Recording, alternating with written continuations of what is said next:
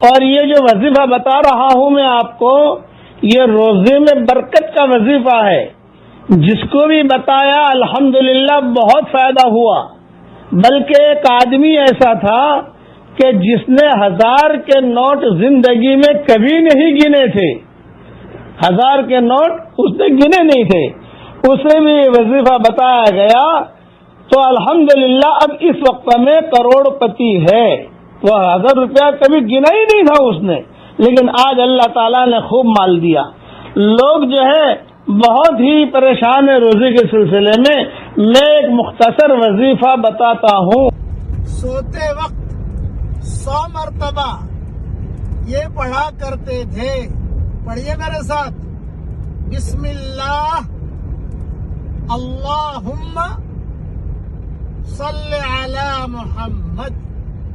اس کے بعد اللہ ان کے کام بہت بناتا۔ جس کو بھی بتایا سب کو اللہ تعالی نے فائدہ پہنچایا ہے، یہ اللہ کا شکر ہے۔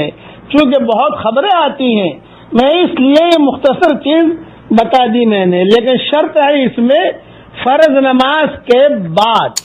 کوئی آدمی کہے کہ فرض نماز نہ پڑھوں، نہ، فرض نماز پڑھیے۔ فرض نماز کے بعد اطمینان سے اپنی جو سنتیں وغیرہ ہے وہ پڑھ لیجئے، جو فرض نماز کے بعد کی اذکار مسنونہ ہے وہ پڑھ لیجئے، جو دعائیں ہیں فرض نماز کے بعد آیت الکرسی ہے، تسبیح فاطمی ہے، وہ ساری کی ساری چیزیں پڑھ لیجئے۔ اس کے بعد گھر جانے سے پہلے اتنا وظیفہ کر لیجئے، یا خواتین اتنا وظیفہ کر لیں، اپنے بچوں کو ہی بتا دیں۔ حدیث میں نہیں ہے لیکن یہ چٹکلا بڑا اہم ہے۔ میں اب کیا بتاؤں، اس وظیفے سے کئی غریب بادشاہ بھی بنے ہیں۔ اب قصہ تو سب سنا نہیں سکتا، گزشتہ زمانے میں جو بادشاہ بنے ہیں وہ اس وظیفے کی وجہ سے بنے ہیں۔ یہ بھی کتابوں میں لکھا ہے کہ تھا بالکل غریب لیکن اللہ نے بادشاہ بنا دیا، چمکا دیا۔